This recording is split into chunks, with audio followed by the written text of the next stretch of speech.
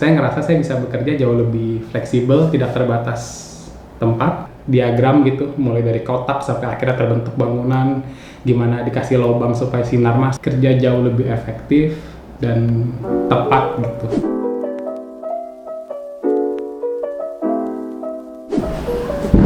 Ya, di video kali ini saya mau cerita tentang bagaimana cara kerja di studio ini gitu. Paling tidak selama 3 tahun terakhir lah yang sudah saya coba lakukan, saya coba kerjakan di studio ini gitu, dengan bekerja sendiri.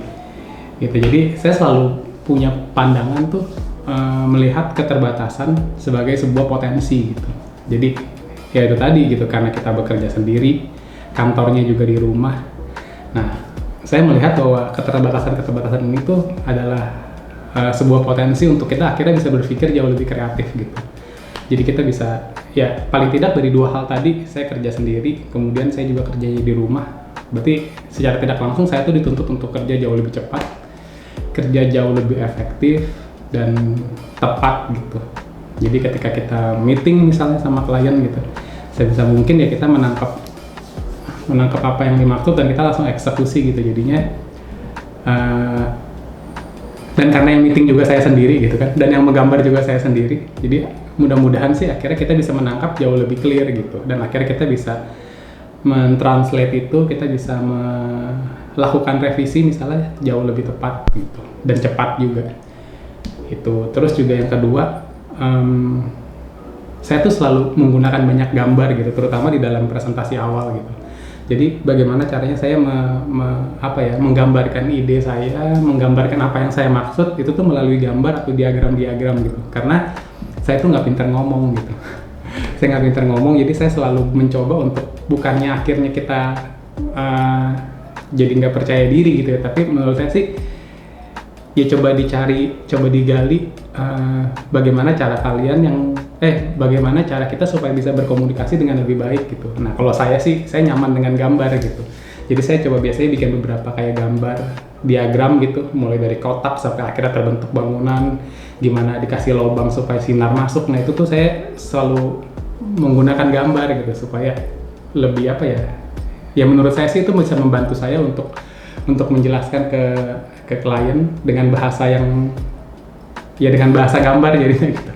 Karena nggak pintar ngomong gitu. Jadi melihat keterbatasan sebagai sebuah potensi itu yang pertama yang saya coba lakukan paling tidak di 3 tahun terakhir ini gitu. Terus yang kedua tuh nggak tahu ya, ini mungkin cocok-cocokan sih gitu, tapi kalau buat saya pribadi, saya tuh entah kenapa saya tuh senang ada di dalam tekanan gitu. Jadi kadang-kadang kondisi itu tuh saya ciptakan gitu. Misalnya saya tahu nih waktunya misalnya sangat mepet gitu, tapi kita lagi ngerjakan sekian banyak proyek misalnya gitu, tapi waktunya mepet gitu. Saya sengaja malah misalnya ke klien A gitu, Bu, lusa bisa presentasi gak gitu, malah kita tantangin gitu. Terus misalnya ke klien yang satunya lagi, tanggal sekian bisa presentasi gak?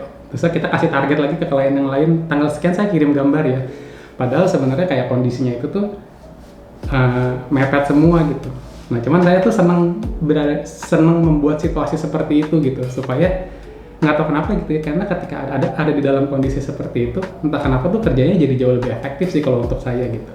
Jadinya malah jadi nggak terlalu nyantai gitu, jadinya malah mikir bagaimana tuh kayak ini harus cepat, ini harus selesai, dan ini harus selesai juga gitu. Dan bukan cuma sekedar asal-asalan selesai, tapi ya beneran selesai dan kita bisa deliver gitu. Jadi nggak tahu maksudnya apakah ini cocok dengan kalian, tapi kalau buat saya pribadi sih ini yang saya selalu lakukan gitu. Jadi mencoba berada atau membuat situasi itu tuh seperti dalam tekanan gitu. Jadi kita bisa kerjanya tuh jauh lebih efektif dan jauh lebih kreatif juga gitu. Dengan target yang tadi ya, targetnya selesai gitu. Terus apalagi ya? Mungkin yang ketiga, yang terakhir yang bisa coba saya sharingkan itu tuh adalah bekerja dengan laptop. Nah, itu mungkin saya nggak tahu ya, sebagian dari kalian mungkin kan kalau kerja pakai laptop kurang powerful gitu.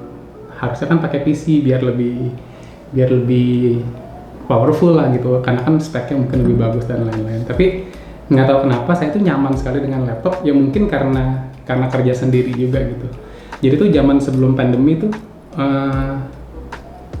project itu kan kita kan ya maksudnya masih sering meeting keluar, sering site visit segala macam. Jadi menurut saya tuh laptop itu cukup membantu gitu karena kita kerja di situ dan ketika harus meeting kita cuma tinggal bawa laptopnya dan langsung pergi gitu, nggak ada ketinggalan file semua selalu ada di situ gitu. Dan ini tuh saya sangat belajar banget sama salah satu partner saya di dalam project gitu. Dia interior designer namanya Aldo Felix.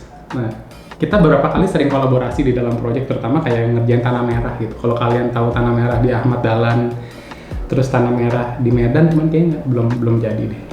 Ada juga sempat pernah bantuin Tanah Merah store yang di Bali. Itu tuh bareng sama Aldo Felix. Nah, dia tuh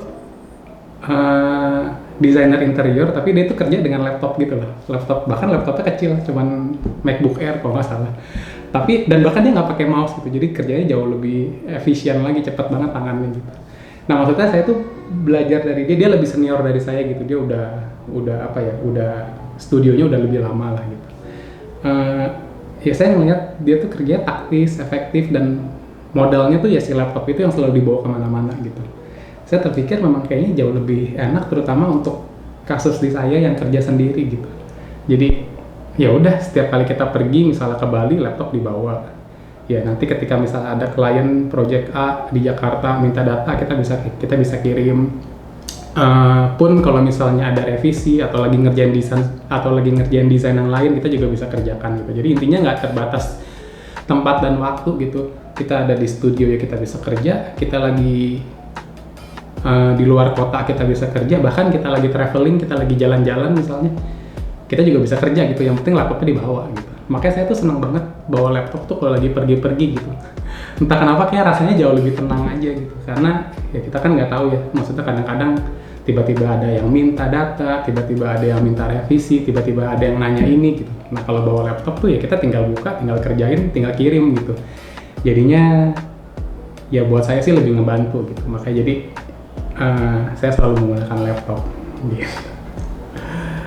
Oke, jadi ya itu deh yang bisa saya coba sharingkan. Paling nggak itu tuh yang apa ya, selama 3 tahun terakhir ini yang saya coba kerjakan, yang saya coba lakukan juga di studio gitu. Dengan segala keterbatasan yang ada, kita mencoba untuk bekerja dengan lebih efektif, kita mencoba untuk melihat keterbatasan ini sebagai sebuah potensi.